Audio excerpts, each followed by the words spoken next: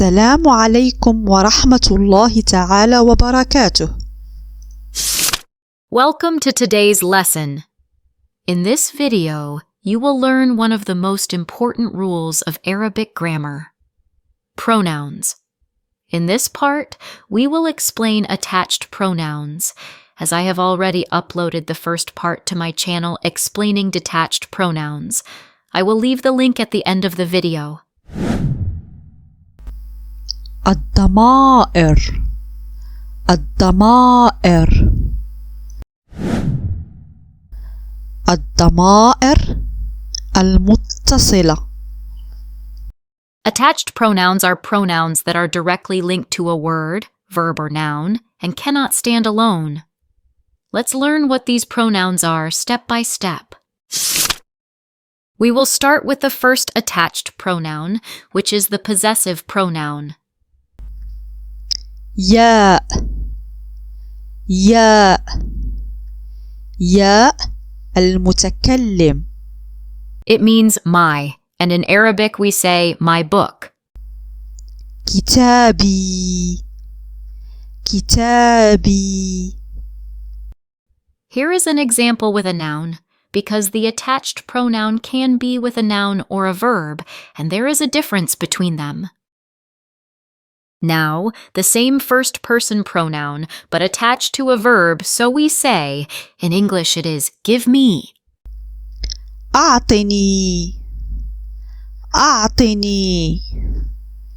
I must point out to you that when some pronouns are attached to a verb, we add some extra letters according to the context.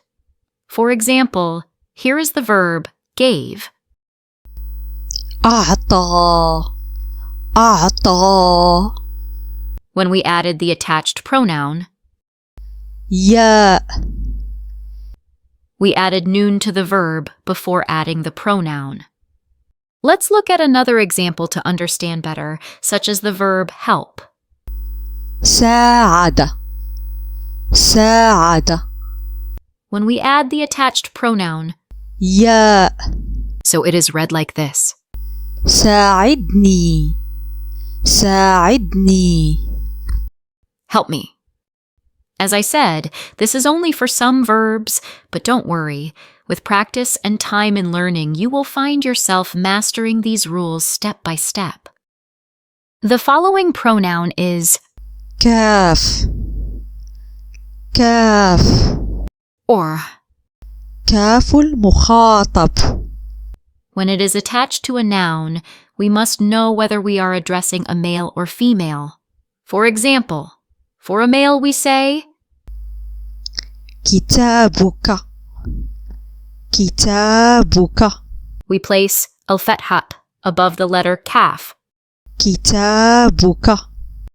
And for a female we say كتابك كتابك. your book.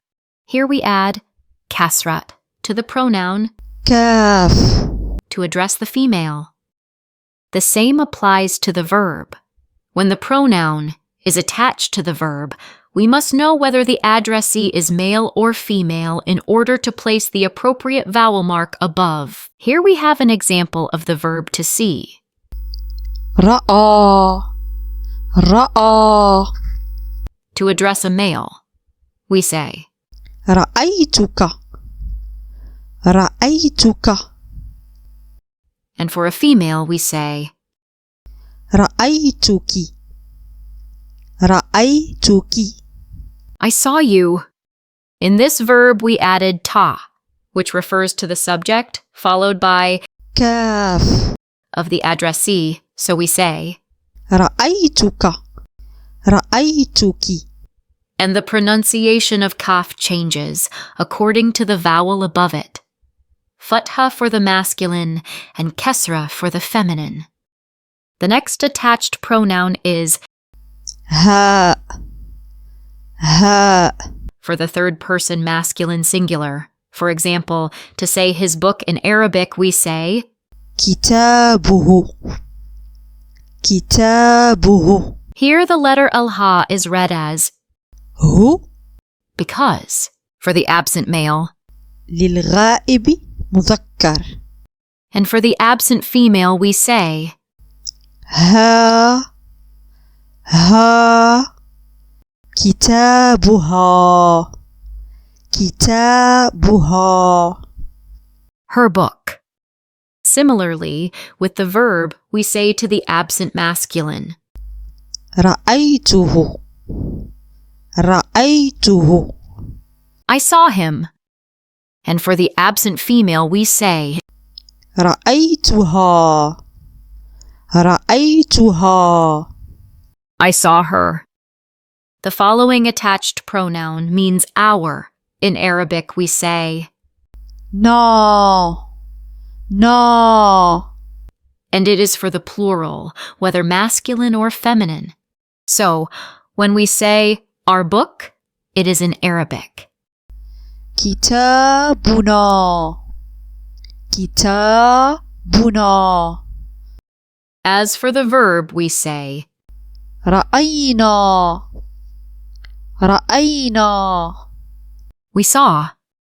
The following pronoun is your, كم كم and it is for the masculine plural addressee. And when we want to say your book, in Arabic, we say كتابكم كتابكم As for the verb, we say I saw you, in Arabic, which is رأيتكم رأيتكم When we address a group of females, we use a possessive pronoun. كنا كنا للجمع المخاطب المؤنث So, to say your book. To a group of females in Arabic, we say كتابكن كتابكن The same applies to the verb. We say, I saw you to a group of females in Arabic. رأيتكن رأيتكن The next pronoun is their. In Arabic, we say to a group of males, هم هم للجمع الغائب المذكر To say their book in Arabic, it means كتابهم كتابهم And with the verb, in order to say, I saw them in Arabic, it is رأيتهم رأيتهم And to say the pronoun their for a group of females, we say هن هن للجمع الغائب المؤنث As for a group of females, we say their book in Arabic like this. كتابهن كتابهن When using this pronoun with a verb for the feminine plural, we say رأيتهن رأيتهن which in English is I saw them. As we can see, the expression in English is the same whether we are talking about a feminine or masculine plural, but in Arabic there is a difference, and this is what distinguishes the Arabic language. I hope you have understood what the attached pronouns are, and the difference between what is attached to a noun or a verb. Now I want you to practice these pronouns a little. Don't worry. Just listen and remember what we said, and even if you make a mistake, it doesn't matter. With practice and enough time, you will become a professional learner and speaker of Arabic. In the first exercise, we need to identify the appropriate possessive pronoun for the word phone in order to say, where is your phone? أين هاتف Note that we are addressing a singular male. Take your time to think. You can pause the video briefly to answer.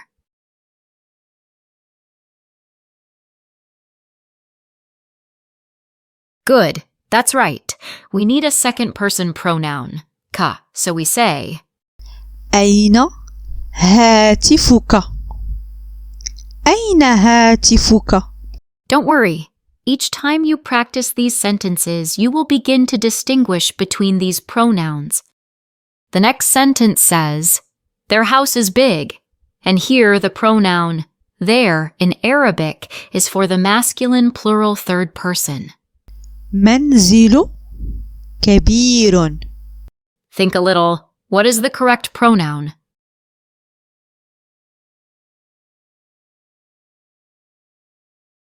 Yes, this is the correct pronoun. هم. هم. So we say, منزلهم كبير. منزلهم كبير. let's move on to the last exercise we have in this lesson. The sentence says, your work is absolutely fantastic. This is true. You are learning Arabic well, and I am proud of you. Let's pay attention here. We are addressing the feminine plural. عمل رائع جدا.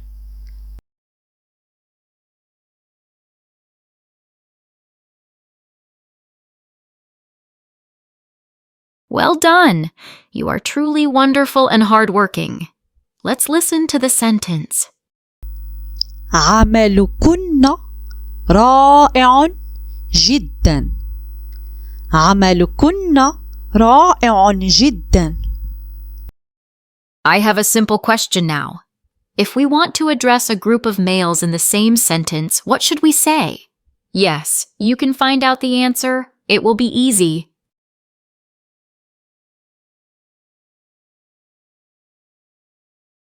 Excellent. You are paying close attention to the lesson. عملكم رائع جدا. عملكم رائع جدا. Just try to always do these exercises after finishing the video, and you will find yourself getting used to constructing sentences correctly. Now you know how to use attached pronouns in Arabic, a powerful skill that will help you speak naturally and confidently. Keep practicing the exercises, repeat the examples, and try using these pronouns in your own sentences. If you enjoyed this lesson, don't forget to like the video, subscribe, and continue your Arabic learning journey with me. See you in the next lesson.